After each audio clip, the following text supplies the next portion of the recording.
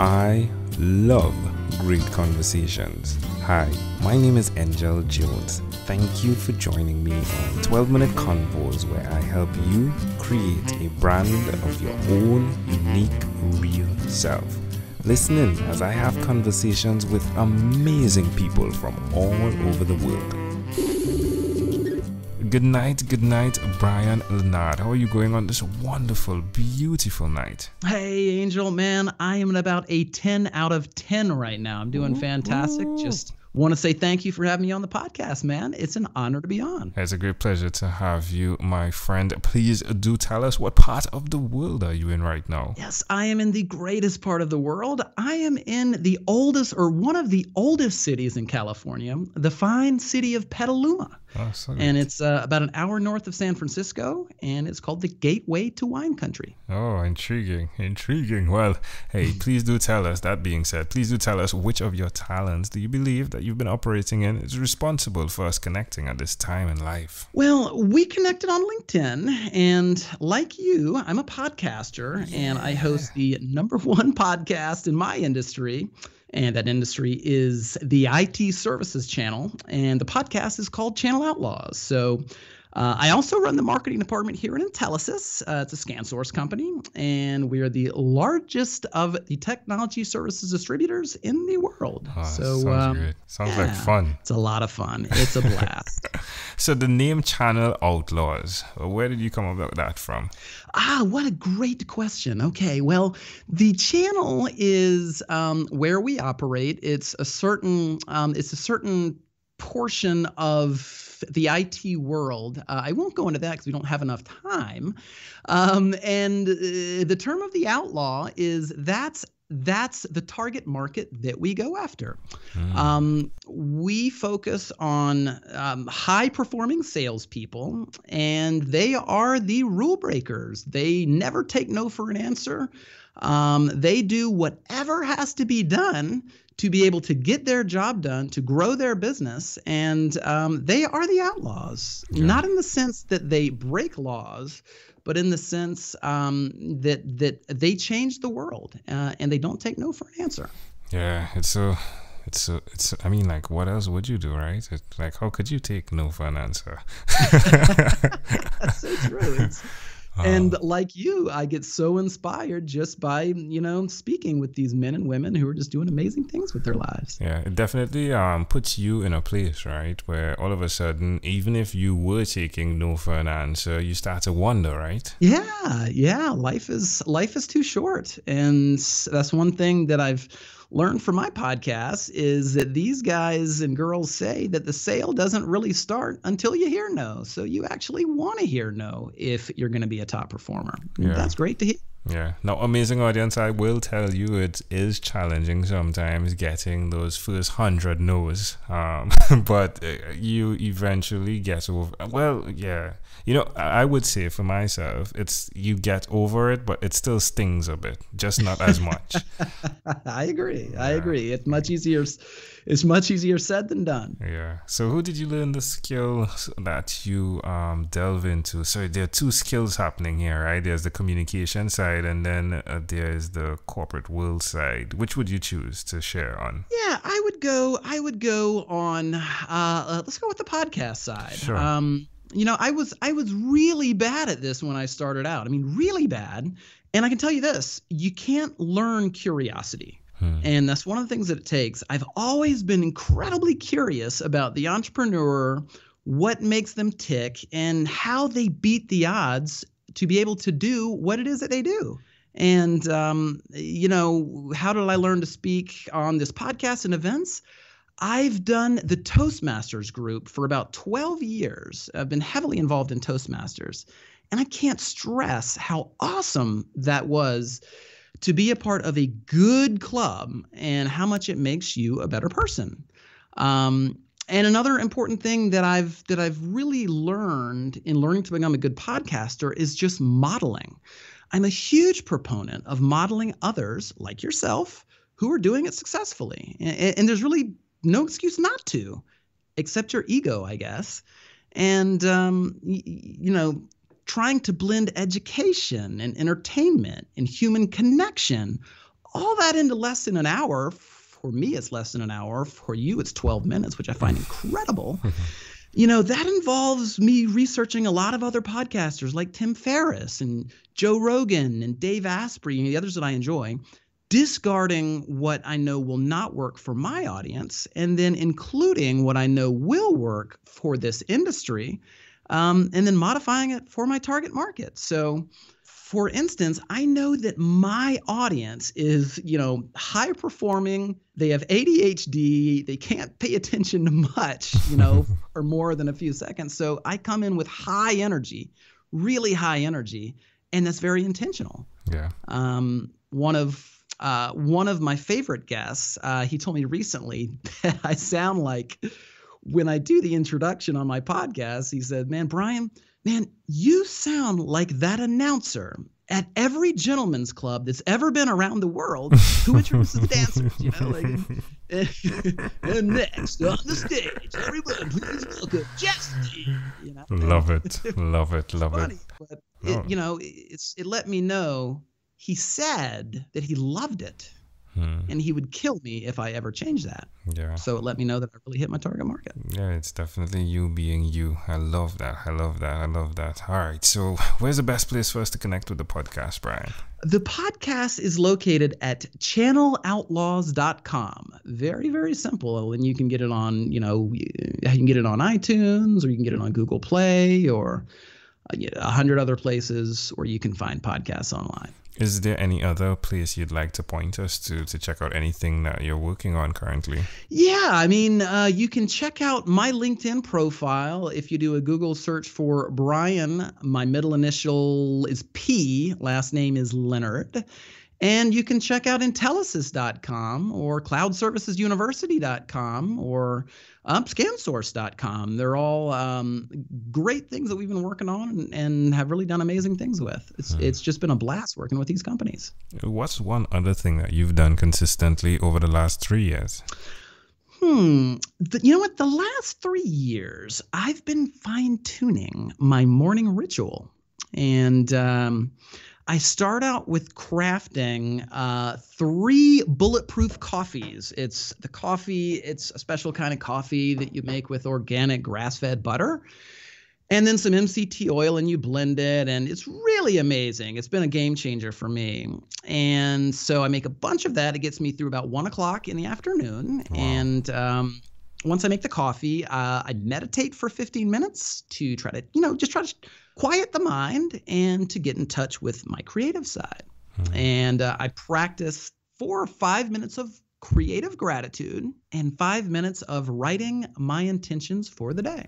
So I have to wake up early, Angel. How does it make you feel? It makes me feel really, really positive, really alive, really, really energized. I can get the most done in a day. That's intriguing. Why would you suggest that someone that's listening do 3 cups of bullet coffee? 3 cups. Yeah, well, that's also my breakfast for the morning. I'm a big believer that if you win the morning, you win the day. And as the world changes so rapidly through technology, more quickly than ever before in the history of mankind, it can be a little bit scary. And it's important to build routines and habits that get you out of the chaos, that ground you and just allow you to live life proactively rather than reactively. Yeah. Well, amazing audience. We are live with Brian Leonard. You could definitely check him out. He is the podcast host of Channel Outlaws, and you could connect with that at channelnoutlaws.com. Brian, let's switch gears for a moment now, and let me invite you into my time machine that is surrounded with beautiful, warm, blue Caribbean water. Love it. Brian, what is your earliest childhood memory? Oh, boy. My earliest childhood memory is very bizarre. I remember running around my apartment in Macon, Georgia, with a Super Kid shirt on, pretending to fly around the apartment like I was Super Kid. And I was convinced that I was Super Kid and I could do anything. I don't even know if there's a Super Kid around anymore, but it was very big back in the day. And I remember my mom was calling me Super Kid, and she told me that that like Super Kid, that I was special and I could do anything I wanted to when I grew up. And that was that one's very, very clear in my mind for some reason. Why do you think it's so clear? I don't know. Maybe because I've always been kind of optimistic about the future, or because I've been really confident in my abilities, but that's not entirely true all the time either. Maybe it's because I'm optimistically delusional, which is entirely true, or maybe it's just a memory that I draw strength upon when I need a little boost.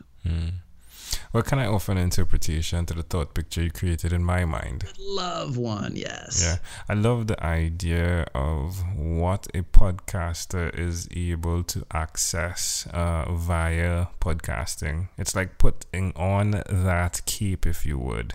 It's like. So Clark Kent puts on the cape and he becomes Superman, right? But it seemed as though over time, all of a sudden, Clark Kent became more confident, right? And the character that is. And it's intriguing, even as podcasters, like I think we've had that experience where we are unique and we're putting something out there and we're behind the cape, if you would, of the podcast.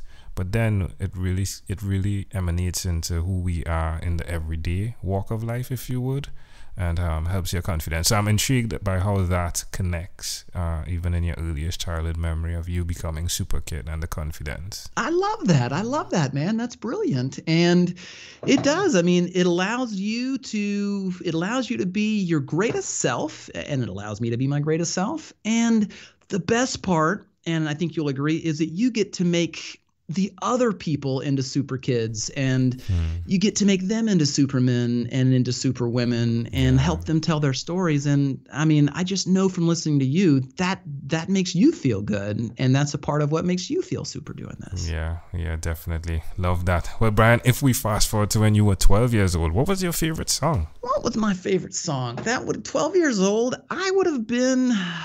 That would have been 1988, and I would have been in the 7th grade. And in the 7th grade, I would say without a doubt, Guns N' Roses' Sweet Child of Mine. Yeah, there we go. It all connects, right? Like I could see you with the cape, right? Sweet Child of Mine. They saved rock and roll, man. It was the 80s. It was a bomb for music, and they just transformed an industry. They did. Hey. Well, hey, we have arrived at our destination, Brian. But before we get off of this time machine, there's a small declaration form. So it's yes or no, possibly a bit more. We're going to move pretty quickly here. Are you ready, Brian? Yes. Brian, have you chosen someone to pass on your skills to? Yes, I have. My marketing team. I love coaching them and passing on to them my knowledge and learning from them every day as well. Are you married? I am married to the love of my wife, or I am married to the love of my life. I love that. Shaina. The love of my wife. I love that. Love of my wife. I love that. Yeah. That's just wonderful. We're exact opposites on the Myers-Briggs scale. So it's been very fun, and she balances me out well. Yeah, you're drinking the coffee. She's wondering why. Do you have children? I do. I have twins. I have a boy and a girl. The boy's name is Cal, and the girl's name is Elle. Sweet. And if you've read any comic books, you know that Superman's real name on the planet Krypton is Kal-El. Kal-El. And I figured that they'd be super kids, so why not give them a super name? Wow. And I was right. Wow. It connects. Wow. Do you believe in God? I do. Do you have an inner circle of friends? I do. Do you watch TV for more than 3 hours a day? I do not. I watch TV probably an hour or two a week, and that is only with my wife on a date night. All right. And what about screen time, the phone and the computer? Is it more than 8 or less than 8 hours a day? It is way more than 8 because I just love to create things, and I use my electronic devices to create, whether it's content or visuals. Just love to create. All right. Well, my friend, after 1,001 conversations in 3 months, I came up with a workbook, the name of it being called Yours, which stands for Your Own Unique Real Self. And the idea is you listen to yourself through questions and hopefully connect to your own unique real statement, also known as your mission, right? I'd like to know, if you had to share with us, Brian, your own unique real statement, a statement that represents who you are. What would you say that is? Yes. Well, I'd say my own unique real statement is another way of saying, if it is to be, it's up to me. And I have a saying that I say to myself a lot, and it's, I'm responsible for my life. I'm responsible for what just happened to me. I'm responsible, nobody else. And although I forget about it a lot, that statement really helps me to get out of my mental rut. That helps me to take action right now, move my life forward, and stop the blame game. And it gets me energized and ready to take action. Love it. Brian, this was a great pleasure. Before you leave, is there anything else you'd like to share with our amazing audience? Oh, man, I would say, for the audience out there, thank your mom and dad more. I don't thank mine enough. And so for everyone out there, do as I say, not as I do. And by the way, thank you, mom and dad. And thank you, Angel. It's been a pleasure, man. If it is to be, it's up to me. Up, and away. Brian Leonard, this was a great pleasure. I said the same thing again. Thank you, my friend, for being on 12-Minute Convos with Angel Jones. I loved your podcasts. I'll see you around, Angel. Thank you for being on 12-Minute Convos with Angel Jones. Stay tuned for more from our advertisers. Diabetes is a mountain pandemic. It's a disease that's not acute but chronic. Similar to this rhyming method, I have simplified the definition, the signs and symptoms, and the complications of diabetes for both adults and children in my books, Poems for Patients, A Focus on Diabetes, and The ABCs of Diabetes for Children.